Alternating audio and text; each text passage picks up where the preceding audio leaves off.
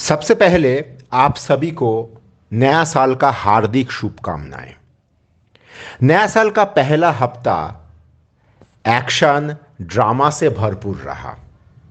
हफ्ते का पहला दिन जैसे मार्केट नया हाई भी दिखाया, 2 दिन बाद उसी तरीके से ये पूरा अप ट्रेंड एक बार चैलेंज होते होते रह गया। फिर मार्केट किसी भी तरह से वहाँ से उभर के एक ठीक ठाक वीकली क्लोजिंग देने में कामयाब रहा। यह सारा चीज क्या संकेत दे रहा है? यह सारा चीज यही सजेस्ट कर रहा है कि 2024 बहुत मजेदार होने जा रहा है। या थोड़ा थोड़ा और भी गहराई से अगर कहूं, 2024 पैसा आपको देगा, लेकिन उसके लिए आपसे अच्छा खासा कीमत वसूलेगा। तो चलिए इसी तर्ज पे एक बार अगले हफ्ते का मार्केट व्यू ले लेते हैं।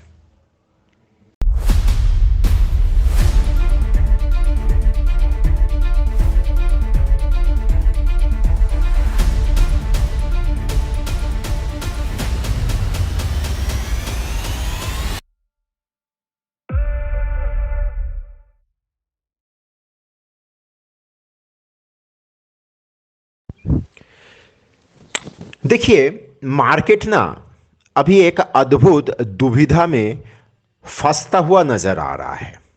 मार्केट के पास ऊपर जाने का कोई ठोस कारण फिलहाल उपलब्ध नहीं है और नीचे जाने का कोई ठोस वजह भी स्पष्ट हो नहीं रहा है। हालांकि मार्केट के पास नीचे जाने का बहुत तरह का वजह दुनिया भर में घूम रहा है, लेकिन मार्केट कहीं ना कहीं यूएस मार्केट के तरफ देख रहा है और कोशिश ये कर रहा है कि यूएस मार्केट से एक डायरेक्शनल मूव का दिशा ले। और यूएस मार्केट का भी गजब का खेल है। जेरोमी पावेल का, फेड चेयरमैन का जो भाषण हुआ था, उसको एक तरह से इंटरप्रेट किया और फेड का मिनट्स आने के बाद उसका इंटरप्रिटेशन कुछ अलग प्रकार का हो रहा है। तो सब मिल मिला के पूरा कहानी एकदम मजेदार ड्रामा बन के रखा है। गौर करिएगा, मार्केट के पास ग्लोबली बहुत सारा कारण घूम रहा है। जो आज से साल भर पहले होता तो वो सब कारण से मार्केट 500 500 600 600 पॉइंट का डीप लगा देता, लेकिन यहाँ पे उस तरह का चीज नहीं हो रहा है। इसको दोनों ही प्रकार से देखा जा सकता है। दोनों ही प्रकार से मतलब, इसको पॉजिटिव नोट में अगर मैं देखने का कोशिश करूं तो इसको इस तरह से देखूंगा कि देखो मार्केट का अंदरूनी ताकत कितना ज़्यादा है कि ये सब कारण मार्केट को हिला नहीं पा रहा है। और इसको दूसरे नज़रिए से मैं देखूं तो इसको इस तरह से देखा जा सकता है कि एक बार इग्नोर कर रहा है, 2 बार भले ही इग्नोर कर ले, तीसरी बार क्या इग्नोर कर सकता है? एक उदाहरण देके आप लोगों को समझाने का कोशिश करता हूं। देखिए, कल मार्केट में एक खबर आया जिस खबर को मार्केट ने रिएक्ट नहीं किया, लेकिन ये खबर मार्केट को रिएक्ट करने का ठोस वजह देता है। खबर क्या था? खबर यह था कि ईरान में कासिम सुलेमानी का मजार में उसका वो बरसी का कुछ एक अनुष्ठान हो रहा था। वहाँ पे एक ब्लास्ट हुआ है, उससे कुछ लोगों का मौत हो गया। मतलब ईरान को मिडिल ईस्ट का जो क्राइसिस में पीछे से ईरान खेल रहा था, उसको खींच के उस खेल में एक्टिव पार्टिसिपेंट बनाने का कहीं ना कहीं कोशिश हो रहा है। रेड सी का क्राइसिस इस तरह से डिज़ाइन किया जा रहा है और इससे इंडिया जिस तरह का इफेक्ट झेल रहा है, वो सब चीज़ कहीं ना कहीं ये सजेस्ट कर रहा है कि जियोपॉलिटिक्स में, हालांकि मैं जियोपॉलिटिक्स का एक्सपर्ट तो हूं नहीं, लेकिन जियोपॉलिटिक्स में ऐसा चीज चल रहा है। मतलब वो एक मूवी था ना, छिछोरे। छिछोरे में मैं फंसूंगा क्यों अकेला, तेरे को भी लेके मैं फंसूंगा, तू भी इसमें आ जा, तू भी इसका हिस्सेदारी बन जा। इस तरह का कुछ एक चीज चल रहा है। मैं दोबारा बोल रहा हूं, आज से साल 1.5 साल पहले का बात होता तो मार्केट को 500-700 पॉइंट का डीप आसानी से लगाने का यह कारण बन जाता। फिलहाल हो नहीं रहा है। मार्केट कहीं ना कहीं पूरा परिस्थिति को भाप रहा है। मार्केट ऊपर जाने का कारण ढूंढ नहीं पा रहा है, नीचे जाना चाहता नहीं, और नीचे जाने का वजह उसको ठोस तरीके से मिल नहीं रहा है। ये सारा चीज को दिमाग में रखते हुए मैं क्या कहना चाह रहा हूं, आप लोग कहोगे विपुलदा आप तो कहीं ना कहीं मंदी का कहानी का राख छेड़ दिए हो नया साल का शुरुआत में। मैं ऐसा नहीं कर रहा हूं। मैं कभी भी आप लोगों को उस तरह से पिछले 2-2.5 साल से जितना समय से आप लोगों के साथ मेरा संबंध हुआ है यूट्यूब चैनल के माध्यम से, आप लोगों को मैं कभी भी मंदी के लिए बहुत ज़्यादा इंस्टिगेट या आप लोगों को उत्तेजित नहीं किया। मैं खुद एक बुलिश मेंटेलिटी का बंदा हूं और मार्केट को बहुत न्यूट्रल स्टेज में खड़ा होकर देखने का चेष्टा करता हूं। मैं हमेशा आप लोगों को कहता हूं कि मैं तेजी में ज़्यादा तेजी नहीं देख पाता हूं, मंदी में मैं ज़्यादा मंदी नहीं देख पाता हूं। लेकिन हाँ, ये बात सच है, इस जगह पे मैं कहीं ना कहीं ये मार्केट का चाल से देख रहा हूं, जबरदस्ती खींचने का एक चेष्टा चल रहा है।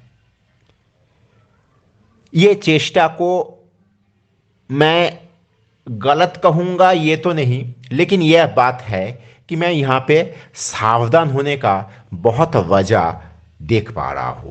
तो सावधान रहिए, मार्केट का तेजी को प्ले करिए, लेकिन मार्केट का तेजी को जब प्ले करिएगा, नीचे का अपना प्रोटेक्शन को बहुत स्ट्रांगली मैनेज करते हुए मार्केट का तेजी को प्ले करिए। सपोर्ट लेवल देखिए, मार्केट जो होता है भाव से अच्छा होता है, भाव से खराब होता है। मार्केट में सपोर्ट लेवल को ऑनर करिए, सपोर्ट लेवल को पकड़ते हुए मार्केट में तेजी का प्ले करिए। फिलहाल ये बात सच है, मार्केट थोड़ा दिशाहीन लग रहा है।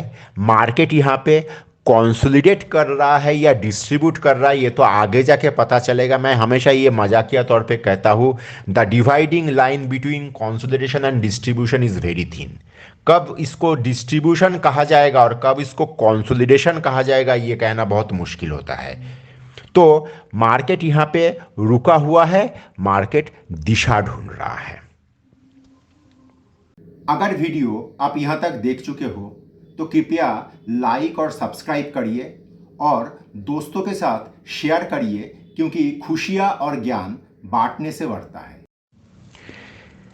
देखिए, पिछले 3 हफ्ते में निफ्टी लगातार 2 हफ्ता नेगेटिव क्लोजिंग दिए।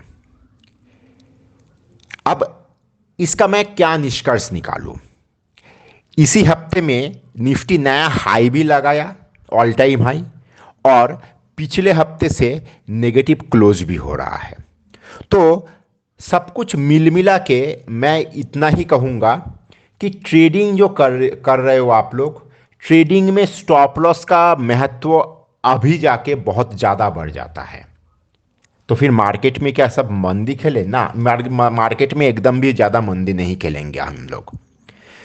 देखिए, बैंक और आईटी 5 हफ्ते से लगातार कह रहा हूं, बैंक और आईटी बारी बारी से चलेगा, बारी बारी से चल रहा है। मुश्किल से पिछले 5 हफ्ते में ऐसा 4-5 ट्रेडिंग सेशन ही आप लोगों को मिला होगा, आप लोग चेक कर सकते हो, जहां पे एक ही दिन एक ही साथ बैंक और आईटी एक साथ चला। नहीं तो जिस दिन आईटी चल रहा है उस दिन बैंक सुस्ता रहा है, और जिस दिन बैंक चल रहा है उस दिन आईटी सुस्ता रहा है। तो इस चीज को कंटिन्यू करेगा। कुछ एक सेक्टर उसको संगत देने के लिए है, जैसे मेटल। याद रखिए, मेटल इस साल का एक बहुत ही इंपॉर्टेंट सेक्टर होगा, लेकिन एकदम बेस्ट सेक्टर होगा ऐसा मैं नहीं कह रहा हूं। इंपॉर्टेंट सेक्टर अवश्य होगा। साथ दे रहा है मेटल। मेटल को ध्यान दीजिए, आईटी बैंक को ध्यान दीजिए, कैपिटल गुड्स को ध्यान दीजिए, ऑटो को ध्यान दीजिए। अब इन 5 सेक्टर को ध्यान दे के अगर मार्केट में मैं ट्रेडिंग का अपॉर्चुनिटी ढूंढने का कोशिश करूं, हर रोज मेरे सामने कुछ ना कुछ मौका देगा। जैसे फ्राइडे में बैंक कुछ खास मूव कर नहीं रहा था, लेकिन उल्टे तरफ देखिए आईटी कितना सुंदर शानदार खेला। गुरुवार को बैंक बहुत बढ़िया संगत देके निफ्टी का सेटलमेंट डे में निफ्टी को उभार के ऊपर के तरफ लेके गया, शॉर्ट कवरिंग में सारा चीज का काम करवाया। लेकिन आईटी कितना गजब का खराब सिम्टम दिखा रहा था। तो ऑल इन ऑल मार्केट में अगले हफ्ते मैं इस आईटी का गेम को और थोड़ा आगे देख रहा हूं। बैंक को भी पार्टिसिपेट करने का जगह पे है ऐसा मैं देख पा रहा हूं। और मेटल जो कुछ खास अभी हो नहीं रहा है, मेटल अगले हफ्ते दोबारा एक तेजी का रुझान दिखाएगा। तेजी और मंदी दोनों मिल मिला के अभी काम करने का समय आ गया है। एक तरफा तेजी का पैसा जो कमाया हम लोग पिछले 4-5 हफ्ते से, वो समय कहीं ना कहीं बीत गया है। अभी अगर मार्केट में काम करना है, ट्रेडिंग में काम करना है, तो तेजी का भी सौदा करना आना होगा, मंदी का भी सौदा करना आना होगा। अगर कोई कहता है कि मुझसे मंदी आता नहीं है, तो भाई साहब आप लोगों को यही कहूँगा, जो लोग इस तरह का चीज़ कहते हो कि मुझसे मंदी तो नहीं हो पाता है, तो फिलहाल हफ्ता भर के लिए, 1.5 हफ्ते के लिए मार्केट से थोड़ा छुट्टी लेने का कोशिश करिए, क्योंकि मार्केट यहाँ पे दिशाहीन अवस्था में है। मार्केट कहीं ना कहीं ऊपर या नीचे दोनों तरफ ही जाने का ठोस वजह ढूंढ रहा है। निफ्टी में नीचे का सपोर्ट लेवल 21,450 और 21,300 को बहुत स्ट्रांगली होल्ड करिए। ये शॉर्ट टर्म सपोर्ट लेवल है। आपका बुधवार निफ्टी नीचे 21,500 तक गया, 450, मुझे ऐसा एक समय लग रहा था कि 450 ये टूट गया, यही टूट गया, नहीं, संभाल गया। लेकिन हाँ, इन दोनों सपोर्ट लेवल को स्ट्रिक्टली फॉलो करिए। ऊपर में निफ्टी का जगह खुला रख रहा हूं, क्योंकि ऊपर हम लोग जब भी करेंगे तो नया हाई ही करेंगे, तो ऊपर का लेवल का कहीं यहाँ पे कोई औचित्य नहीं है। हाँ, नीचे का लेवल को बहुत स्ट्रिक्टली फॉलो करिए। मेटल सेक्टर में ध्यान रखिए, आईटी बैंक ध्यान रखिए। इन तीनों सेक्टर को अगर ध्यान रखिएगा तो मार्केट का एक बहुत बड़ा हिस्सा आप कवर कर रहे हो। यहां से आपको ट्रेडिंग का मौका मिल जाएगा। अगर आप यहां से ट्रेडिंग का मौका नहीं ढूंढ पा रहे हो तो फिलहाल थोड़ा रेस्ट में जाइए, 1-1.5 हफ्ते का एक विश्राम लीजिए, मार्केट से थोड़ा विश्राम लीजिए। आशा करता हूं आप लोगों को अगले हफ्ते का थोड़ा बहुत गाइड कर पाया। धन्यवाद।